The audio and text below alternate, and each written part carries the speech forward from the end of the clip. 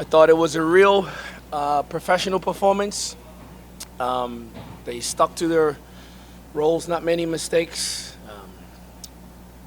Defending when they need to. Obviously, we had a lot of the ball, and we spoke at halftime about being patient and not lose that patience and wait for the right opportunities to open up. So yeah, really proud of the team. Even the players that didn't play, like the players that didn't dress. We had 7 players that didn't dress today, and they practiced right on the grass field afterwards, and they're just as much a part of it. You know, we're just as good as our weakest player that doesn't get in, and those guys help too. So it's total team performance. From the guys that didn't dress, the guys that didn't play, the guys that played. I'm just so happy for them, and it was a professional performance. Is it just a matter of finding that quality in the final third? Just one good cross or just one dangerous ball to break them down? It seemed like you had so much possession, but there was not much in the final third. Yeah, I thought we had enough final third entries. Like I thought we got into the final third pretty easy, and again we spoke about that at halftime. It's that one moment, it's the final action that we still can be so much better at. But yeah, it was coming. That goal was coming. But yeah, we need to be more clinical. We spoke about being ruthless, and I don't think we were in the first half. And it's not necessarily the shot; it's the pass. If it's bouncing, like it's the final details in that final action. Big 3 points towards playoffs. Are you standings watching at this point with like 8 games left or whatever it is, or are you still kind of just game by game? Game by game, but yeah, I look, but don't take too much. I don't look into it too much, but yeah, I mean, I definitely look, but yeah, we, obviously have goals, and that's one of them, but we can't just settle for that, and that also doesn't define success or not successful. Making the playoffs or not. Like we have to get better as a club, better as a team, and yeah, those are little steps along the way, but that doesn't completely define us. Coach, you're back into multi-goal scoring performances after a little bit of a drought with Indy, Oakland, and Loudoun. What's it like knowing that your team is finding those goals finally, and on top of that, getting the 3rd clean sheet on the year in a win performance? Yeah, it's good. I think again we had multiple opportunities to score in the first half, second half, and it was coming. So yeah, it definitely feels good to win by more than one, but what I'm really pleased is that we didn't give up a goal. So that's the sign of a good team that's maturing. There are good ties and bad ties, but at some point you have to start turning some of these ties into wins. I mean, having unbeaten runs is great, but unbeaten runs with more wins and ties is what you're really looking for at this point in the year. It's opinions. Other teams have 10 losses, we have 5. Yeah. So it's only one team in the league that has less losses than us, and that's Charleston. So yeah, for sure we could turn ties into wins, but I would much rather have 13 draws than 10 losses. With only 5 losses on the season and now your 8th clean sheet, you talked earlier in the season about being a team that can entertain people, potentially let in goals but score more. But now the team's slowly kind of becoming known for their defense. Do you think this is like how do you feel about that?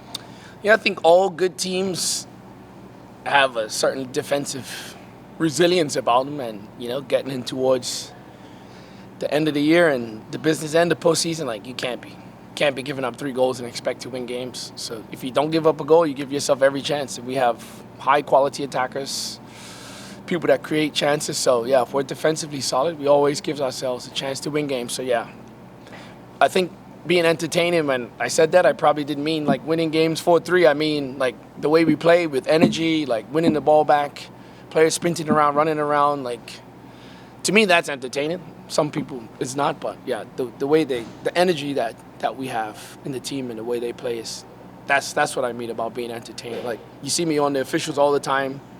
Opponents are trying to slow the game down. Like we want to play fast. We're the home team. We want to play fast, with quality. But yeah, last game was a prime example of it. Like how poor the time wasting was, So. Speaking of home games, RIFC has now picked up more points at home than they have away. Do you feel comfortable that no matter where this team plays, that you can impose your game upon the opposition?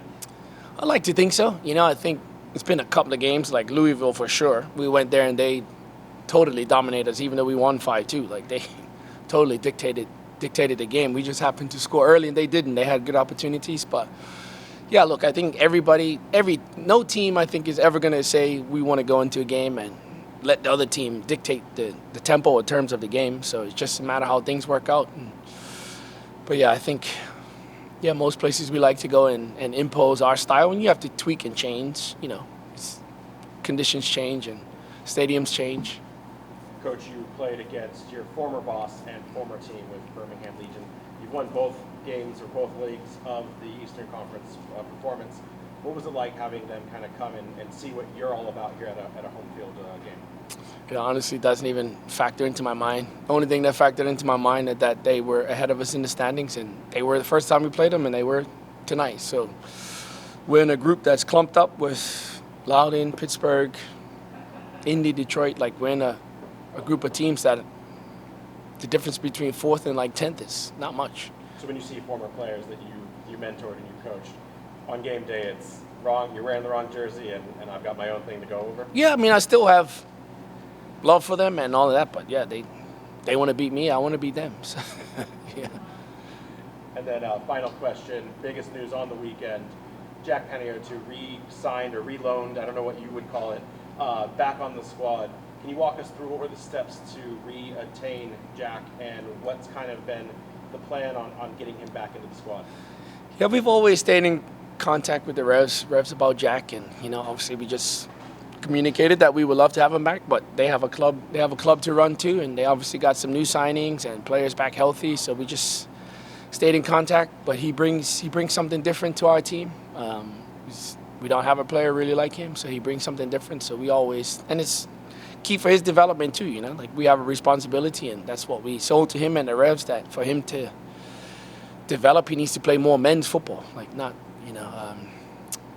against teenagers and 20-year-olds. To bring him into the squad, then back out, now back in, and there's a chance he could be recalled again?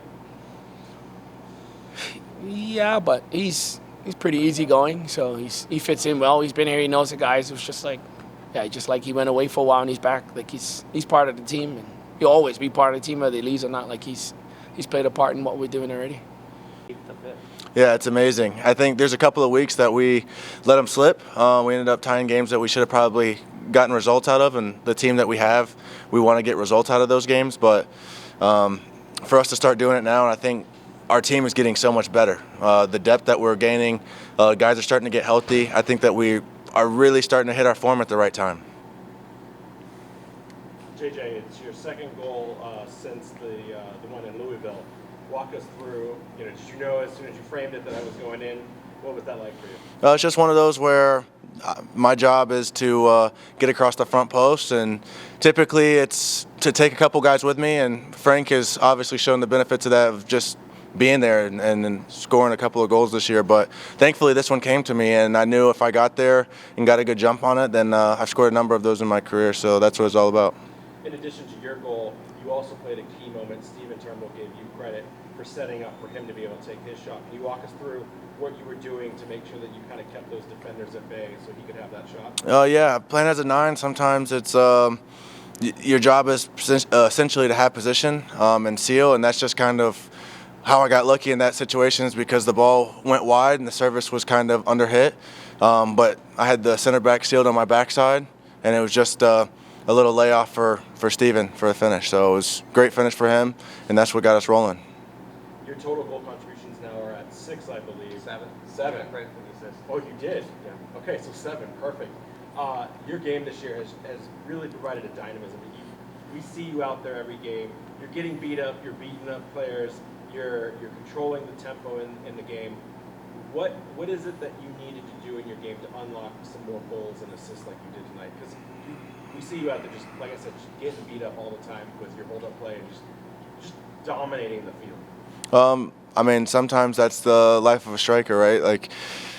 For us to figure things out, create more chances, and for me, one of the biggest things when I was coming back, we weren't super successful early on in the season, and it was about getting us into the win column. That was the most important thing for me, and then the production was going to come along with that. It's been a little slower than I've wanted to, but honestly, for us to have gotten to the point that we are with the team's play, I would take it every single time. I mean, that's what it's really all about. Is whatever my team needed for me to be successful, and that was so far in the season is holding the ball up, getting the ball forward, and then just kind of adding that spark whenever I'm called upon. So I definitely have a lot more goals and assists in the tank. I'm not even started yet, and that's the beauty of it. I haven't even scratched the surface. So. What did they need from you today when you came in? What was that little piece that you added? Because there was so much possession, but not a lot of end product. What did you add today? What did the team do? What you did? Yeah, it's just a little bit of spark and pick me up. I think the team, we started very well. You see, we got a chance in the first 20, 30 seconds. I mean, they started very well. But sometimes another player has a skill set that it kind of unlocks it. So I just tried to stay high, play simple, bring the ball down, and give it to the guys to make plays. And that's pretty much what happened. The guys behind the ball, they really cleaned everything up. So it was hard for Birmingham to get going. JJ, you're a bit of a journeyman. Your most recent team was Tampa Bay before this, but you did spend time with the Legion. Walk us through, what was it like kind of seeing former teammates and Coach Son? Oh, it's beautiful. This team has a ton of love for me because this is where we had Little Man in Birmingham. So being there for the birth of my son, those people are really special to me. Coach took me in my first year on loan, and he just kind of always supported me. He was there for the birth of Trip as well. So it was just, it's very special to play against those guys. And then now a number of those guys are now parents. So it's pretty special to just come full circle and see these guys, year after year and play against them. So thankfully we got the win this time. So that's what matters. What's left to improve your game as you kind of get through these last 8 games? You continue to improve your craft. What's on the top of your mind for what you're going to contribute in these last games? Production. I can do it with the best of them. It's just a matter of playing simple. Ball comes in, lay it off, get in the box. Me playing as a 9, that's my bread and butter. I can do a lot of other stuff, but for me to be consistent week in and week out, I think just being in the box, waiting for that service to come and finishing my chances like tonight. And for your final opponents of the season, who's the one you're the most excited for? Is it the former Tampa Bay Rowdies, or is it another team you're really excited to go up against? Each and every one of them. That's another chance for me to get on the score sheet. Goals and assists and 3 points. And we're trying to shoot for the top of the table, so every game I'm super excited for. Really good. Whew. It was a long time coming. Been in a little bit of a slump, so it feels good to get that one. Back to scoring ways, How important is it for you guys to turn some of these ties you're getting into wins, especially with the way how tight the division is right now? Yeah, I mean, it's huge. Looking at the way that the table is, I mean, 1 win, 2 wins, you go on a little run. I mean, you can shoot from where we are now up into the top 4. So keep turning these draws, these good performances into wins, and we're gonna be just fine. How did you guys not get frustrated? The first 45 minutes, I think you had like 62% of the ball in their half, just not a lot of good creation in the final third. How did you guys kind of just stay the course and not get too frustrated by the way they play out? I mean, we were frustrated. When you come in at halftime, people are, not as energetic, and you feel like you should have taken some chances. But we knew that it was coming. We were all over them. As long as we kept up the intensity that we were playing with, we were going to be fine. The opportunities were going to come, and as long as we took them when they did, we were going to win. So. We just see on your goal, a nice little cross there from the left side. Yeah. I mean, I saw Mark. He kind of got it in a good spot. And, I just got myself into the box, just, threw my hand up, and luckily it was, able to fall through to me. And, I had a pretty decent angle on my left foot to just, hit it, keep it low, use the wet surface to, take it into the net. Did you see JJ? Because I think it went off him first. Yeah, I saw JJ. He kind of did a good job to pin his defender. Took a little bit of a touch off him and, was able to calmly roll to me. So it was honestly like it was right there on a plate for me. And sometimes you got to work really, really hard for goals, and sometimes they just fall for you. So, Stephen, you said a second ago that you felt like you were in a little bit of a slump, but that's on your offensive production. Your defense has been lights out this season. You're one of the best defenders in the league.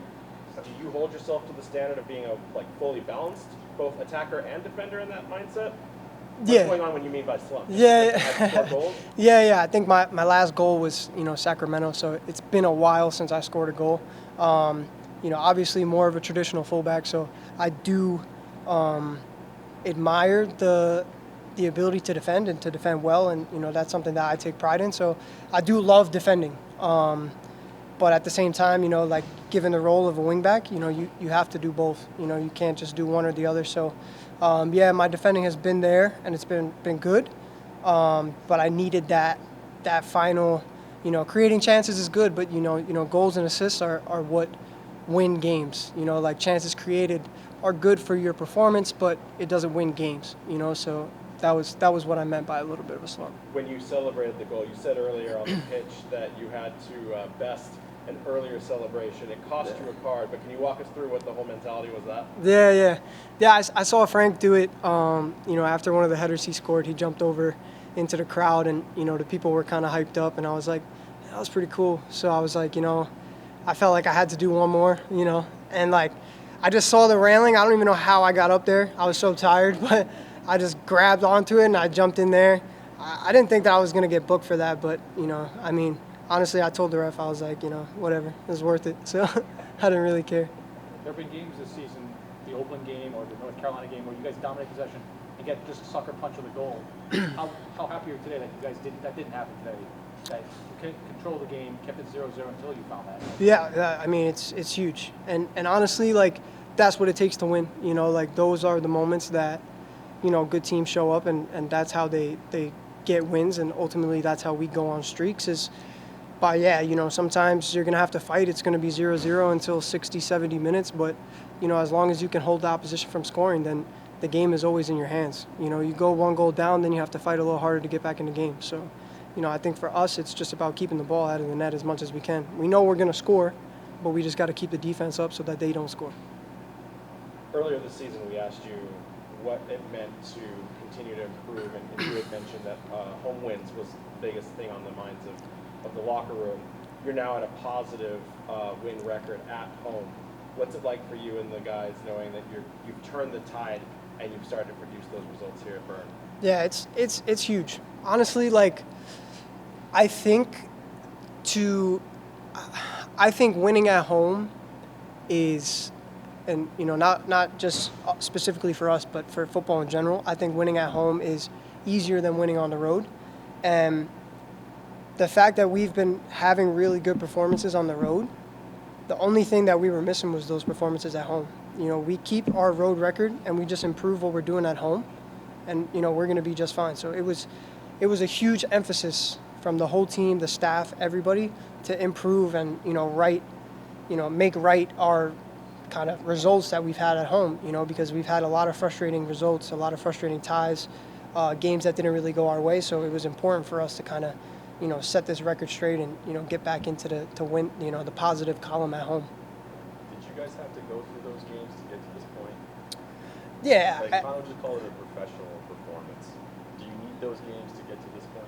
Yeah. I think, the whole, it's a long season, it's a long year, and, you can look at it in different periods, and where you start is never where you finish. So, and I think we can be really happy with, where we started and where we're going and the direction that we're moving in. And, we just got to keep moving forward. You take the hard losses, you learn from the mistakes, you get better as a team, you change things, you move things, and, ultimately you find that recipe that kind of gets you those results. And that's what we're doing now.